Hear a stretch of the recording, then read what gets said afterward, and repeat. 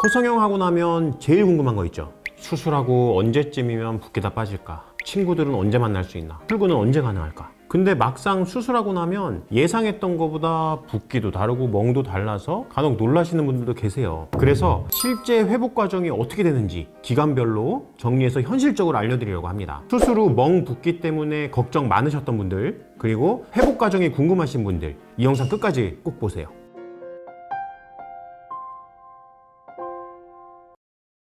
안녕하세요. DI 성형외과 정현희 원장입니다. 코 성형을 앞두고 얼마나 붓고 멍드는지, 그리고 언제쯤 일상생활을 할 수 있는지, 이 부분 제일 많이 물어보시죠.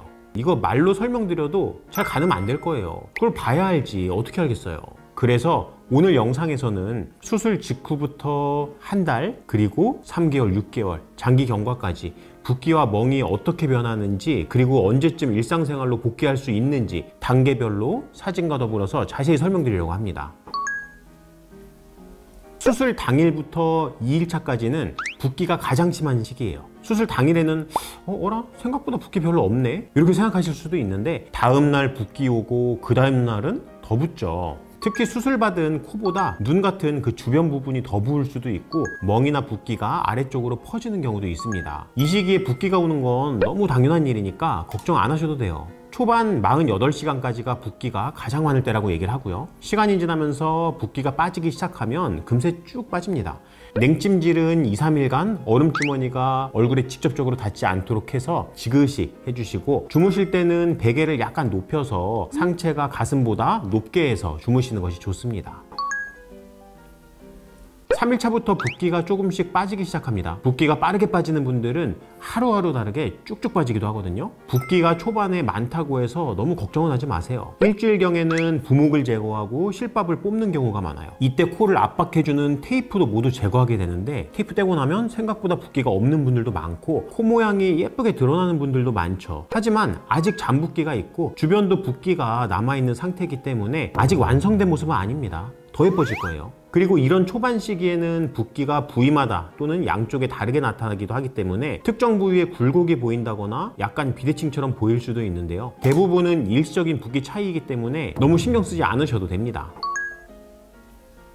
2주 정도 되어가는 시점이면 붓기가 눈에 띄게 빠지죠. 멍도 거의 대부분 없어지고 살짝 누런 느낌 정도 남으면 그런 정도는 메이크업으로 충분히 가려지죠. 그래서 사람 만날 때 부담이 줄어드는 시기라고 해요. 잔붓기 있는 것 이외에는 일상생활에 전혀 지장이 없죠. 그리고 조직이 얇은 분들은 생각보다 그 잔붓기도 없어서 꽤 예쁜 라인을 드러내는 분들도 있습니다. 하지만 코끝처럼 조직이 두꺼운 부위나 섬유 조직이 발생한 부위는 약간 단단하게 느껴질 수도 있습니다. 이건 자연스러운 현상이에요. 이 시기가 지나게 되면 일상생활도 가능해지기 때문에 훨씬 편해지죠. 하지만 아직은 누르거나 비비는 등의 자극을 주는 행동은 피하는 게 좋습니다. 3주에서 한 달 정도 되면 꽤 자연스러워지고 이제 어느 정도 내 코가 된 것 같은 그런 느낌이 듭니다. 그래서 당연히 일상생활에도 문제없이 복귀가 가능하게 되죠. 가벼운 운동도 이 시기에는 크게 무리가 없습니다. 다만 격한 운동이나 충돌의 위험성이 있는 활동은 주의하셔야 되는데요. 아직 안쪽의 구조물이 결합 조직으로 단단하게 결합된 상태는 아니기 때문에 외부 자극이 강하게 가해지면 고정실이 풀리거나 느슨해져서 전형이 올 수도 있어요. 이 시기가 되면 거울 봤을 때 모양도 나름 괜찮고 이제 거의 다 나은 것 같다, 이런 생각이 들어서 방심하기 딱 좋은 시기죠. 그래서 어디 부딪히는 그런 사고가 생겨서 내원하시는 분들도 이 시기가 많습니다. 하지만 아직 방심하시면 안 돼요. 사실 코 속과 연부 조직은 아직 회복 중이라는 거 그거 잘 기억해 두세요. 그리고 점막이 완전히 회복되지 않은 분들도 있고 안쪽 공간에는 잔붓기도 있기 때문에 숨 쉬는데 불편감이 좀 남아있는 분들도 있습니다. 너무 걱정 안 하셔도 됩니다. 좀 더 경과를 보자고요. 수술 후 한 달이 지나가면 주변에서 수술한 사실을 아는 분들은 자연스러워졌다, 이런 얘기를 하실 거고, 수술한 줄 모르시는 분들은 뭔가 확 예뻐졌다, 이런 얘기를 하실 거예요. 하지만 코에서 조직이 두꺼운 코끝 부위나 섬유 조직이 종종 생기기도 하는 콧등의 경우에는 잔붓기가 오래가기도 하는 그런 경우도 있습니다. 심지어 그게 3개월 이상 걸리기도 하죠. 이 시기에는 형태는 안정되고 섬유 조직이 결합되기 때문에 제법 튼튼한 구조를 만들긴 하지만 코 안쪽 점막이나 연 조직은 아직 회복이 덜 돼서 자극에 예민할 수도 있으니까 큰 자극에 가해지는 강한 마사지나 코를 세게 푸는 등의 그런 행동들은 조금 조심하시는 것이 좋습니다.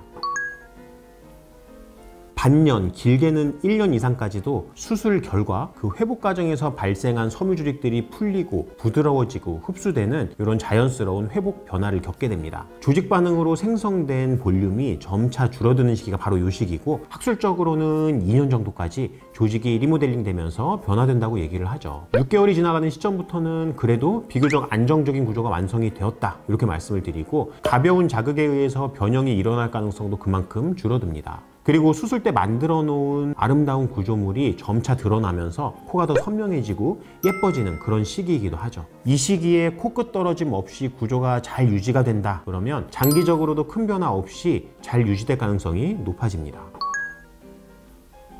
붓기나 회복 속도는 사람마다 조금씩 다를 수는 있지만 오늘 말씀드린 일정이 평균적인 회복 과정입니다. 수술 회복 과정에서 걱정되는 점들도 많으실 거예요. 그리고 불안하는 것들도 있으시겠죠. 하지만 너무 조급해하거나 불안해하지 마시고 의사의 지시에 따라서 잘 관리해 주시면 더 좋은 결과 얻으실 수 있습니다. 오히려 불안감을 느끼시는 분들이 나도 모르게 무의식 중에 자꾸 코를 만지고 자극하는 그런 행동을 하게 되기 때문에 괜히 일어나지 않을 변형을 유발하는 경우도 있거든요. 저 DI 성형외과 전문의 정현희 원장은 여러분들의 아름다운 수술 결과를 기원합니다. 본 영상으로 해결되지 않은 궁금한 점들이 있으시다면 편하게 댓글로 남겨주세요. 답변 드리도록 하겠습니다. 좋아요와 구독은 저에게 큰 힘이 됩니다. 감사합니다.